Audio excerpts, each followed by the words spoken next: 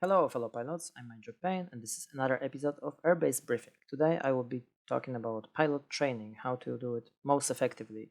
I get quite a few questions about that, and I also answer some YouTube comments section and messages with questions, which I'm getting quite a lot.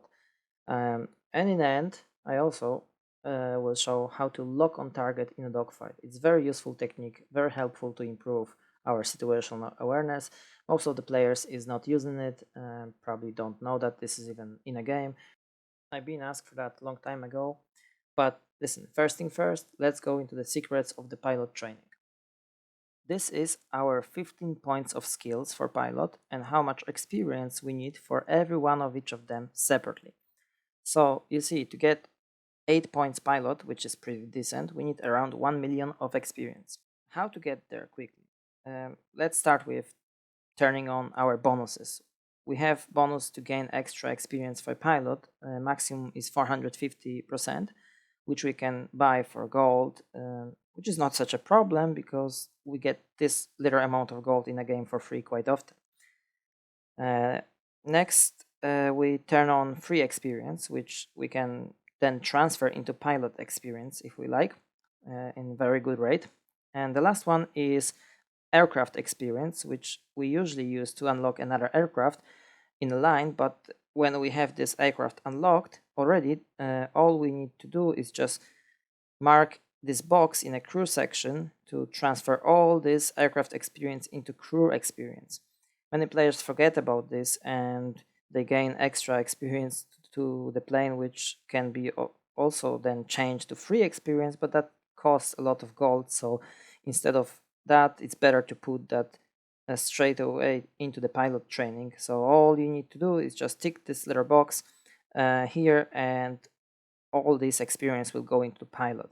We also need to focus on pilot training in the right time. Frequently, game give us some bonuses for extra credits, for extra training, for extra experience, mainly on weekends. So we just need to keep an eye when we have this opportunity to boost our training.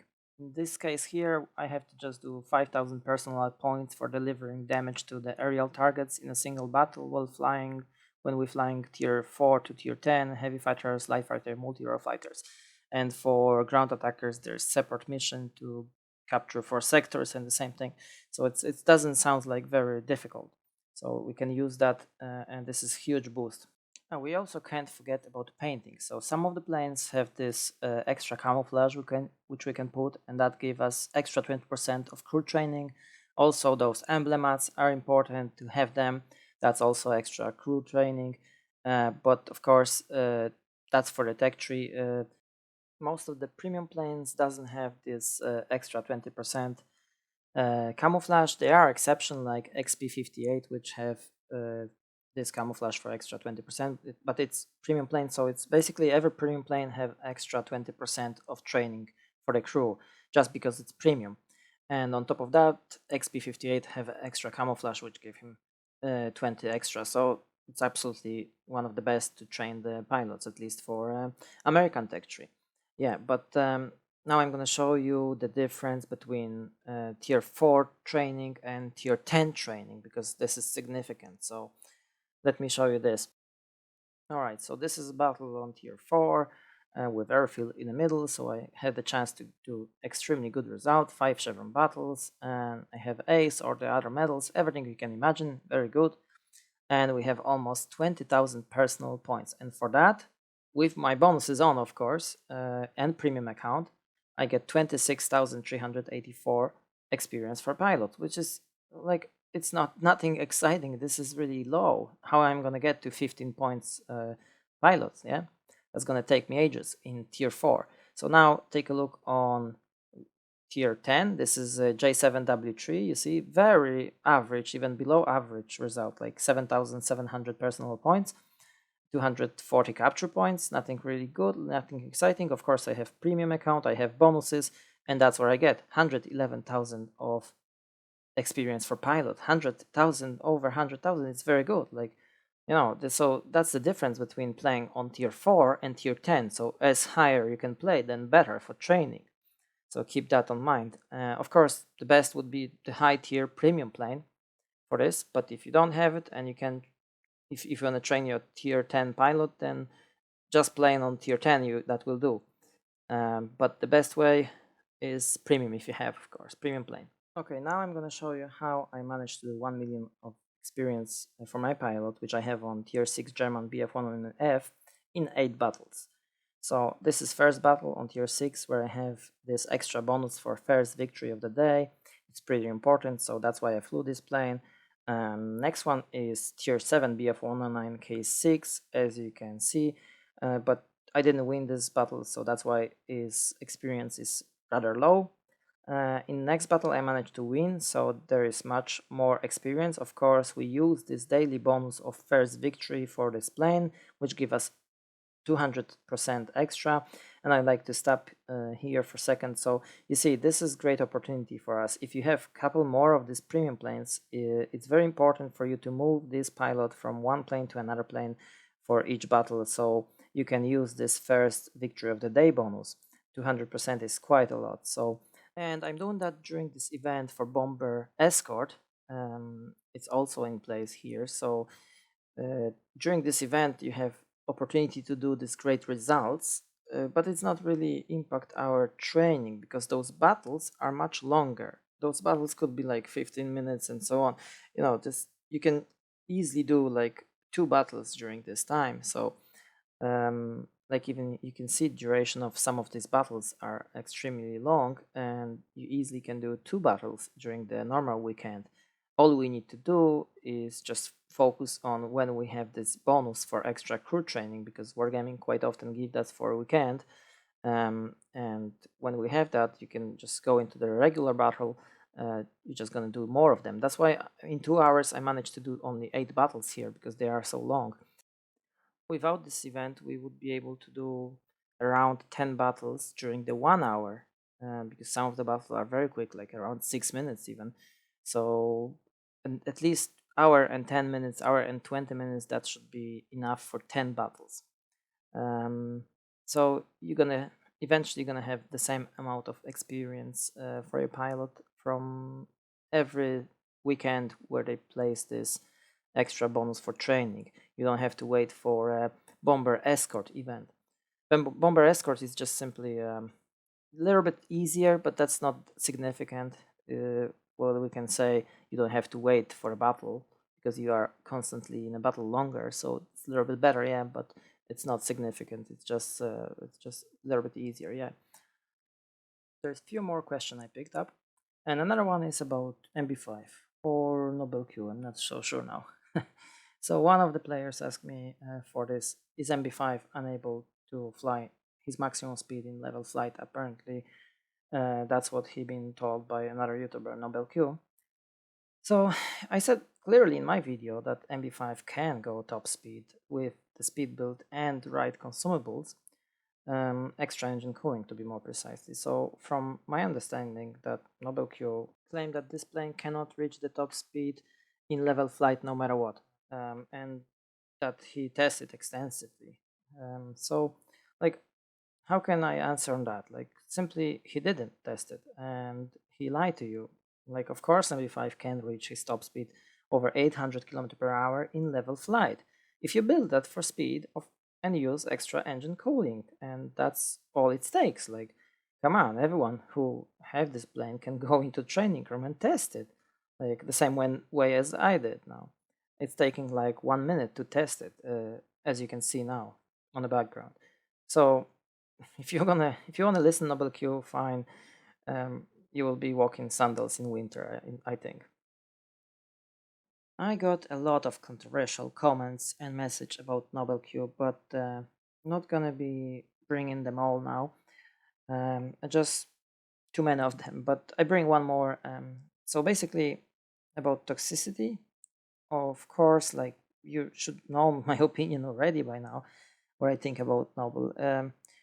Like, I've been insulted multiple times on his stream. Like, I don't even know how many times. Huge variety of insults, and this is a guy who literally shot down his own teammates multiple times. Like, he literally go and kill the teammates, team kill. They don't team kill. What are we even talking about? Like, no question about this guy is completely inappropriate, very damaging to the community. But what is World of Warplanes team doing about this? Well, they give him a press account. They they make him like unofficial community contributor. Yeah, he communicate with them. They give him those planes to test, and so on, and so on. So, well, there will be a future video about this. Like, this is in a form of comedy, of course, because what's the point to make a drama? Yeah, I prefer to take a popcorn and have a laugh. Um, for second part of your question, message actually, to answer that, well, it's very simple. I don't have any influence. I can make those video, have a laugh, but there is no influence. World of Warplanes team will do as they like. I will never be a like community contributor myself because I want to like be independent.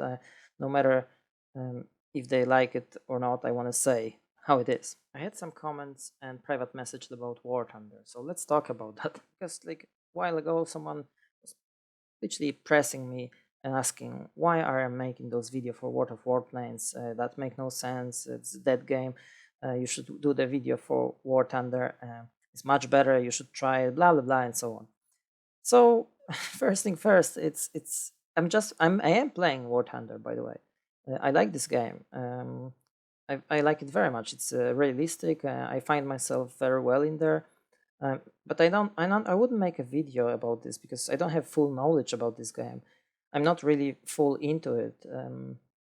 It's very realistic. I like it, yeah, but I barely have time to make a video for this game.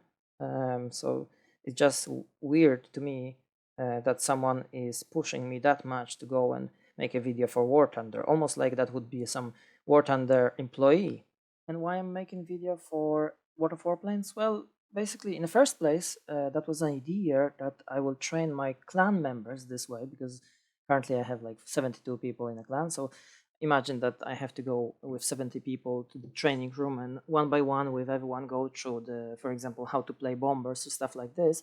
So I come up with this idea to make a video, training video, and simply help myself to build a clan this way and improve the player's skills. But eventually it's turned out that there was no much interest in it in a clan. I would say there's good few people which actually use this knowledge and yeah, they improve their skills. But what really drives me now it's rather good comments and feedback from the players. Like I get a lot of these messages, thank you for your video, that helped me, this helped me, and so on. This is very boosting my morale. Like, I feel really good when I create some training video and people like it and found it useful. Then this is really make me feel good.